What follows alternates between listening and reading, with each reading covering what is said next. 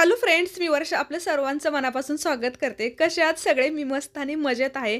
तर शिवजयंती स्पेशल तुम्हाला सुद्धा तुमच्या मुलींना नऊवारी साडी नेसवायची आणि रेडीमेड साडी जर नसेल तर घरीच सहावारी साडीपासून परफेक्ट नऊवारी साडी कशी नेसवायची तेच बघूयात. तर बघा, सिया 5 वर्षाची आहे आणि तिला 2 वर्षांपासून मी साड्या नेसवते आणि खूप सारे व्हिडिओज आहेत आपल्या चॅनलवरती, तुम्ही चेक करू शकता. परफेक्ट फिनिशिंग असते. तर ही जी सहावारी साडी आहे ना, तर नऊवारी नेसवण्यासाठी काय करावं लागतं, तर एका साईडला म्हणजे डाव्या साईडला 2-2.5 हात अंतर साडी सोडायची आणि मधोमध गाठ मारायची. आणि त्याच्यानंतर पुढील जी प्रोसेस आहे ना, थोडीशी सेम वाटते पण थोडीशी वेगळी पण असते. तर जी साडीचा आपण इकडच्या साईडला भाग सोडलेला होता ते 2 पायाच्यामधून पाठीमागच्या साईडला घ्यायचा आहे. सगळ्यात अगोदर आपल्याला काष्टा बनवून घ्यायचा, त्याच्या निऱ्या करून घ्यायच्या. निऱ्या करताना सुद्धा असं घ्यायचं की जेवढे काठ आहेत ना त्याच्यानुसार आपल्याला पूर्ण प्लीट्स बनवायच्या आहेत. कारण मोठ्या जर निऱ्या घेतल्या ना तर ते काठाच्या साईडला साडीचा वेगळाच कलर दिसेल आणि ते उठून दिसत नाही. त्याच्यामुळे जेवढा काठ त्याच्या बरोबरीने सेम निऱ्या करायच्या आणि काष्टा खोचून घ्यायचा आहे. तर बघा, काष्टा खालच्या दिशेने खूप असा जास्त सोडायचाही नाही. एक्स्ट्रा जरी साडीचं फॅब्रिक झालेलं असेल ना तर ते खोचायचं आहे एक्स्ट्रा आतमध्ये आणि ते सरळ करून घ्यायचं. छान फिनिशिंग करून घ्यायची. तुम्हाला जर वाटत असेल ना तर तुम्ही खालच्या साईडला सुद्धा छान निऱ्या एकावरती एक करून पूर्णपणे त्याला पिन लावू शकता आणि वरच्या साईडला पण लावायची. 2 पायाच्या साईडला सुद्धा जिकडे आपण घोळ तयार करतो ना ते सुद्धा इकडे तिकडे हलू नये म्हणून त्याला सुद्धा पिन लावायचं सगळ्यात शेवटी. तर बघा, काष्टा पूर्णपणे तयार झालेला आहे. सोपी पद्धत आहे ही.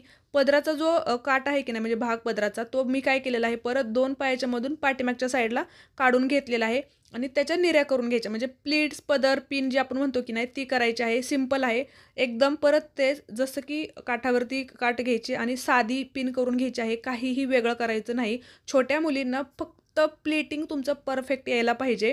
जेवढं तुम्ही छान प्लीटिंग कराल ना तेवढी साडी उठून दिसते.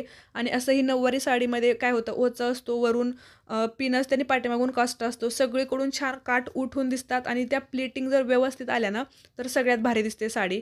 कारण की एकतर काठाच्या साड्या कलरफुल असतात, भारीतले असतात ना, त्याच्यामुळे ना त्याचा ओरिजिनल लुकच भारी येतो आणि त्याच्यात आपण पूर्ण महाराष्ट्रीयन लुक जसं की साडी, ज्वेलरी, गजरा सगळ्याच गोष्टी खूप भारी दिसतो. तर असं छान बघा मी पिन केलेली आहे मस्त. आणि शक्य होईल तेवढं ज्या साड्या आहेत की नाही एकदम सॉफ्ट असतील आणि कलर असे छान कॉन्ट्रास्टमध्ये उठून दिसतील ना, अशा साड्या निवडायच्या जेणेकरून त्या दिसायला तर छान दिसतीलच, सोबत नेसवायला सुद्धा एकदम सोप्या जातील. आता मध्यंतरी जे फॅब्रिक उरलेलं होतं साडीचं, आपण जशा निऱ्या करतो तशाच निऱ्या करायच्या आणि विरुद्ध दिशेला खोचून घ्यायच्या. गाठ खूप मोठीही मारायची नाही. मध्यंतरी आपण जी मारली होती त्याच्या साईडला निऱ्या खोचून घ्यायच्या आणि त्याचाच खालचा जो भाग आहे की नाही निऱ्यांचा, तर तो उचलायचा आहे आणि डाव्या साईडला याचा आपल्याला ओचा तयार करायचा आहे. ते जुळवून घ्यायचे बघा. उचलल्यानंतर काठ आहेत की नाही असे जुळवून घ्यायचे. आता आपल्याला हाईट किती मुलींची आहे ना त्याच्यानुसार ते पूर्णपणे अगोदर ॲडजस्ट करून घ्यायचं की कुठून आपल्याला ते फोल्ड करायचं आहे. एकदा आपल्याला हाईट समजली की आतल्या साईडला बघा, असंच नाही का तसंच पकडून नाही खोचायचं.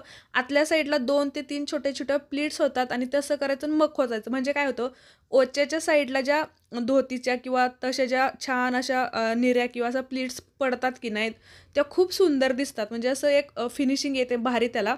त्याच्यामुळे हे छोटे-छोटे टिप्स खूप महत्त्वाचे आहेत.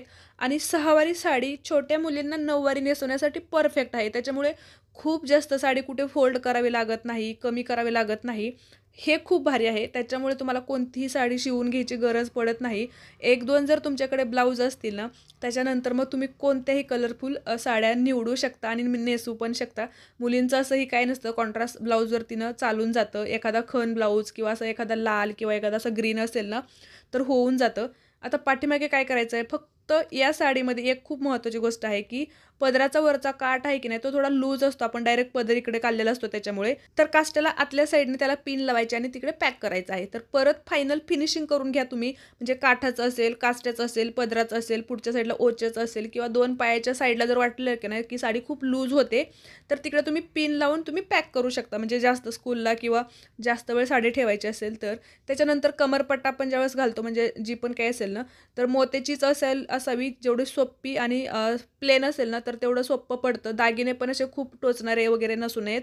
मोत्याचे जेवढे छान असतील ना तेवढं उठून दिसतात. मी खूप जास्त नाही जेमतेम हेच ज्वेलरी घालते आणि तीच खूप उठून दिसते. नथ कंपल्सरी आहे आपल्याला आणि महाराष्ट्रीयन लूक म्हटल्यानंतर नथ, गजरा, चंद्रकोर या सगळ्या हिरव्या बांगड्या ह्या येतातच आणि एवढं छान दिसतं. जेवढं तुम्ही लेटेस्ट किंवा अजून फॅन्सी दागिने महाराष्ट्रीयन घालाल ना, तर अजून वेगवेगळे छान लूक तयार होतात.